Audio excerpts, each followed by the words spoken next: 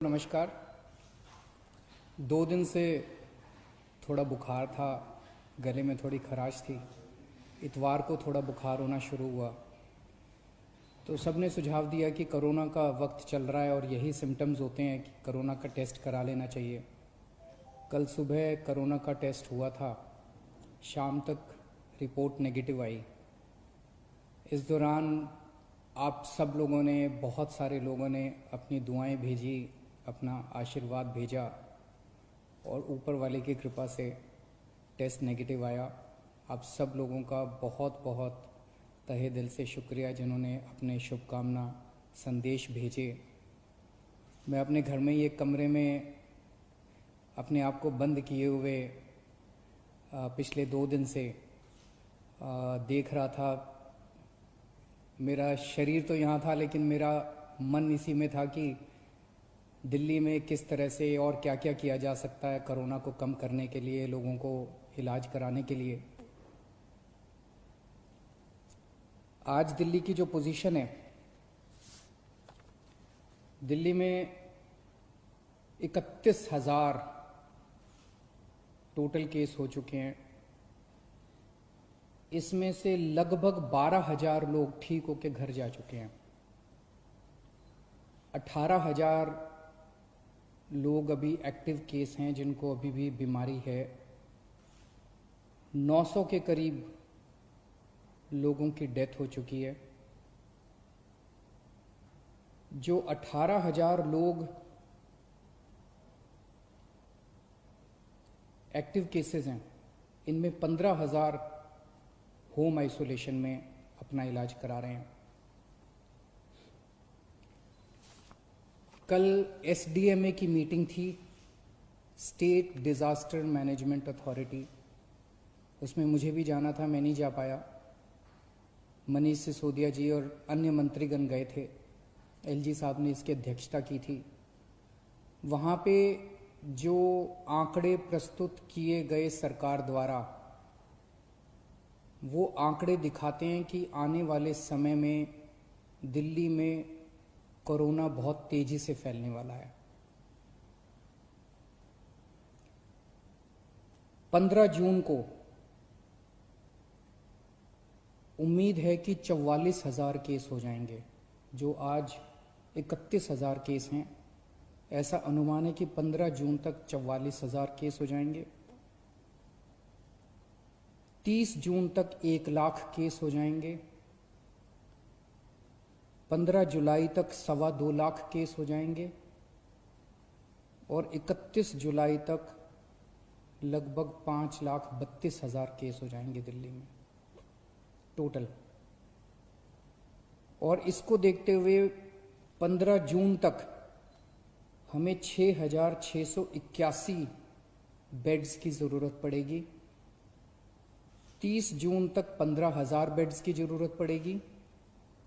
15 जुलाई तक 33,000 बेड्स की ज़रूरत पड़ेगी। 31 जुलाई तक 80,000 बेड्स की ज़रूरत पड़ेगी। तो चुनौती बहुत बड़ी है। इसमें सबसे पहले तो अपने को ये करना है कि अपने आप को, हमें सबको कोरोना से बचाना है। इसे अब जन आंदोलन बनाना है। 3 बातों को, हमें मास्क पहन के घर से निकलना है, हमें बार बार हाथ धोने हैं, सैनिटाइज करने हैं और सोशल डिस्टेंसिंग करनी है।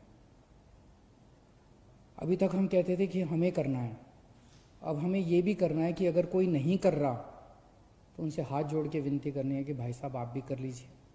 आपकी सेहत के लिए भी अच्छा है, दूसरों की सेहत के लिए भी अच्छा है। क्योंकि अगर कोई और नहीं कर रहा तो उसकी वजह से दूसरों को फैल सकता है, उसकी वजह से कोरोना दूसरों को हो सकता है।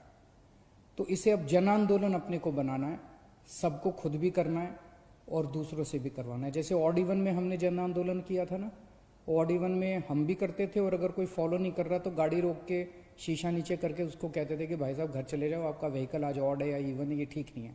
ऐसे इसको भी अपने आप को जन आंदोलन बनाना है। अपने को, अपने स्वास्थ्य के लिए ये ज़रूरी है। जितना इसको फॉलो करेंगे उतना चांसेस कम हैं कि कि आपको कोरोना होगा।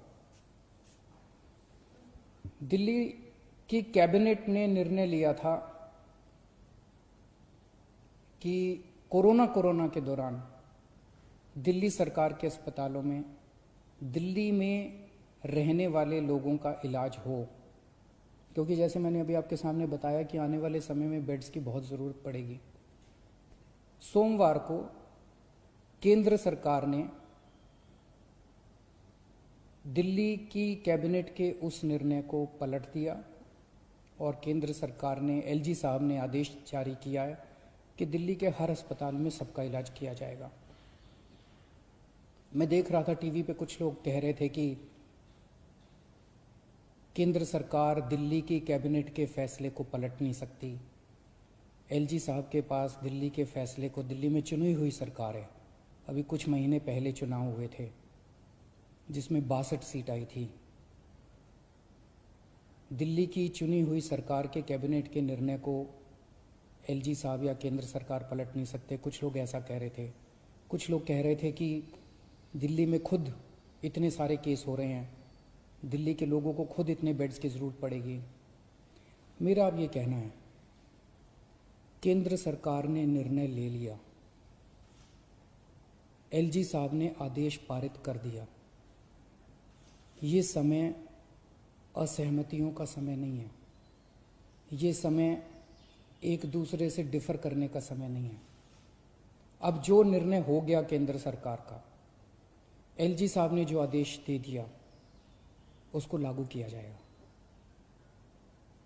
एलजी साहब के आदेश को अक्षरशः लागू किया जाएगा, केंद्र सरकार के निर्णय को लागू किया जाएगा।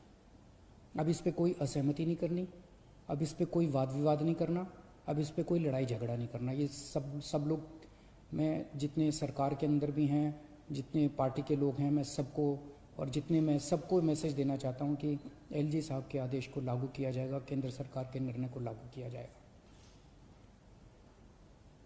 चुनौती है, बहुत बड़ी चुनौती है, अभूतपूर्व चुनौती है। जैसा मैंने कहा, 15 जुलाई को दिल्ली में 33,000 बेड्स की जरूरत पड़ेगी दिल्ली वालों के लिए। 31 जुलाई को 80,000 बेड्स की जरूरत पड़ेगी। बाहर से कितने लोगों के आने की उम्मीद है? मोटे मोटे तौर पे देखें तो दिल्ली के अस्पतालों में जब कोरोना नहीं था, नॉर्मल टाइम में दिल्ली के अस्पतालों में 50% लोग दिल्ली के बाहर से आके इलाज कराते हैं। तो अगर वो अभी माना जाए तो जितने बेड्स हमें दिल्ली के लोगों के लिए चाहिए, उतने ही बेड हमें दिल्ली से बाहर से आने वाले मरीजों के लिए, हमारे भाई बहनों के लिए चाहिए होंगे। तो 15 जुलाई को दिल्ली के वालों के लिए 33,000 बेड चाहिए, तो सारे मिला के बाहर वाले भी अगर मिलाएंगे तो 65,000 बेड्स की जरूरत पड़ेगी। और 31 जुलाई को 80,000 बेड अगर दिल्ली वालों के लिए चाहिए तो लगभग 1.5 लाख टोटल बेड्स की ज़रूरत पड़ेगी। बहुत ज़्यादा बड़ी चुनौती है, आसान काम नहीं है।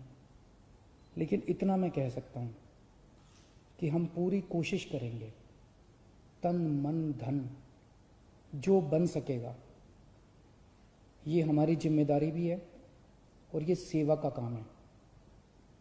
मैं खुद निकलूँगा, कल से परसों से मैं खुद ज़मीन पे उतरूँगा, मैं खुद जाके स्टेडियम्स को, बैंक्वेट हॉल्स को, होटल्स को तैयार करवाएंगे। हम लोग जितना ज़्यादा से ज़्यादा हो सकेगा हम कोशिश करेंगे। मैं बस इतना कह सकता हूँ कि हमारी कोशिशों के अंदर ईमानदार कोशिश होगी और पूरी कोशिश होगी, कोई कमी नहीं होगी। लेकिन ये विपदा इतनी बड़ी है, ये मुसीबत इतनी बड़ी है, मानव जाति के इतिहास में शायद इतनी बड़ी विपदा कभी नहीं आई। हमारे काम में 100 कमियां रह सकती हैं, लेकिन हमारी नीयत में और हमारी कोशिश में आपको कमी नज़र नहीं आएगी। मैं पड़ोसी राज्यों से भी, वहाँ की सरकारों से भी निवेदन करता हूँ, अपील करता हूँ कि वहाँ समुचित व्यवस्था करें अपने अपने बेड्स के लिए और मरीजों के लिए। कर भी रहे होंगे, मैं किसी को दोष नहीं निकालना चाहता, कर भी रहे होंगे ताकि कम से कम लोगों को दिल्ली आने की ज़रूरत पड़े। इस दौरान मैं देख रहा था कि मीडिया वाले बहुत अच्छा काम कर रहे हैं। मैं मीडिया को सैल्यूट करना चाहता हूँ, मैं मीडिया को साधुवाद धन्यवाद देना चाहता हूँ। आपने हमारी जो जो कमियां रह जाती हैं, आप रोज़ हमारी कमियां बताते हैं और वो कमियां हमें सीखने का एक मौका देती हैं। आपने हमारे ऐप में इतनी सारी कमियां बताई, उन कमियों को पिछले एक हफ्ते के अंदर हमने काफ़ी दूर किया है। अभी भी कुछ कमियां हो सकती हैं, आप प्लीज़ हमें ज़रूर बताइएगा। काफ़ी कमियों को ऐप में दूर किया, लेकिन अभी भी जो कमियां हो हमें ज़रूर बताइएगा। मैं देखता हूं कि लगभग हर चैनल पे कुछ पेशेंट्स को या पेशेंट्स के रिश्तेदारों को, दोस्तों को, वो किस तरह से बताते हैं कि कई अस्पतालों में गए, मैं पहले इस अस्पताल में गया, मैं इस अस्पताल में गया, मैं इस अस्पताल में गया, मुझे इलाज नहीं मिला, मुझे बेड नहीं मिला। मैं सोच रहा था कि टोटल कितने 10, 12, 15 चैनल होंगे। उन 15 चैनलों पे 15 या 20 केसेस बताए जा रहे होंगे, लेकिन ऐसे लोगों की संख्या जिनको तकलीफ हो रही है, जिनको बेड नहीं मिल रहे, उससे कहीं ज्यादा है। केवल 15-20 लोग नहीं है जो टीवी पे आए। लेकिन मैं आपकी जानकारी के लिए बता दूं, पिछले एक हफ्ते में एग्जैक्टली 8 दिन में दिल्ली के अस्पतालों में 1900 लोगों का एडमिशन हुआ, 1900 लोगों को बेड मिले हैं दिल्ली के अस्पतालों में। और आज 4200 बेड अभी खाली हैं। लेकिन ये 4200 बेड मोस्टली सरकारी अस्पतालों में खाली हैं, प्राइवेट के मोस्टली भर गए हैं। उसका भी इंतजाम कर रहे हैं, कोशिश कर रहे हैं। लेकिन पिछले 8 दिनों में 1900 लोगों को बेड मिले। लेकिन एक तरफ जहां 1900 लोगों को बेड मिले, वहीं कम से कम 150-200 लोगों को बेड के लिए धक्के भी खाने पड़े। तो जब टीवी चैनलों के ऊपर एक एक केस बताया जाता है, मेरी टीम एक एक केस पे गौर करती है और हम उससे सीखने की कोशिश करते हैं। एक तरफ हम कोशिश करते हैं कि उस व्यक्ति को हम उसकी विपदा दूर कर सकें, और दूसरी तरफ उसे तकलीफ क्यों हुई, हमारे सिस्टम में कहाँ कमी थी, उस कमी को सीख के उस सिस्टम की कमी को हम दूर करने की कोशिश करते हैं, ताकि आने वाले और किसी को तकलीफ ना हो। लेकिन फिर भी हम परफेक्ट नहीं हैं, सब कुछ ठीक नहीं है, अभी बहुत सारी कमियां हैं हमारे सिस्टम में, और सब कुछ लेकिन खराब भी नहीं है। काफी कुछ काम हुआ भी है, हमारे डॉक्टर्स लगे हुए हैं, हमारे नर्सेस लगे हुए हैं, सरकारी ऑफिसर्स लगे हुए हैं, पुलिस वाले लगे हुए हैं, सब लोग बहुत काम कर रहे हैं। लेकिन अभी भी बहुत सारी चीजें ठीक करनी है। मेरी मीडिया के साथियों से निवेदन है कि इसी तरह से आप हमें अपने चैनल पे तो दिखाते ही हैं, लेकिन अगर चैनल के अलावा भी कहीं आप कोई स्टोरी ना दिखा पाएं, कहीं कोई कमी नजर आए, तो फोन कर देना, उसको हम ठीक कराने की कोशिश करेंगे। और सबसे जरूरी बात, ये समय आपस में लड़ने का नहीं है, ये समय राजनीति का नहीं है। मैं देखता हूं आपस में ये पार्टियां सारी लड़ रही हैं। बीजेपी वाले आम आदमी पार्टी से लड़ रहे हैं, आम आदमी पार्टी वाले कांग्रेस से लड़ रहे हैं, कांग्रेस वाले बीजेपी से लड़ रहे हैं, वो उससे लड़ रहा है, वो उससे लड़ रहा है। अगर हम सारे आपस में लड़ते रहे तो कोरोना जीत जाएगा। और जो एक आम आदमी बैठ के टीवी चैनल देखता है, वो सोचता है यार ये क्या पार्टियां हैं, आपस में लड़ रही हैं, मेरी किसी को परवाह नहीं है। हमें आपस में नहीं लड़ना, हमें इस टाइम एकजुट होना है, हमें एक देश बनना है। जब तक सारे मिलके नहीं लड़ेंगे, बीजेपी, कांग्रेस, आम आदमी पार्टी, ये पार्टी, वो पार्टी, डॉक्टर्स, नर्सेज, पुलिस, सारी संस्थाएं, समाज सेवी संस्थाएं, धार्मिक संस्थाएं, जब तक सारा देश मिलके एक साथ नहीं लड़ेगा, तब तक हम कोरोना को नहीं जिता पाएंगे। आप सोच भी नहीं सकते कितनी बड़ी विपदा है ये। आपस में नहीं लड़ना, सारी सरकारों को मिलके, सारी संस्थाओं को मिलके, सारी पार्टियों को मिलके हमें एकजुट होके कोरोना को हराना है। अगर हम आपस में लड़े, कोरोना जीत जाएगा, और अगर हम एकजुट हो गए, हम कोरोना को हरा लेंगे। शुक्रिया।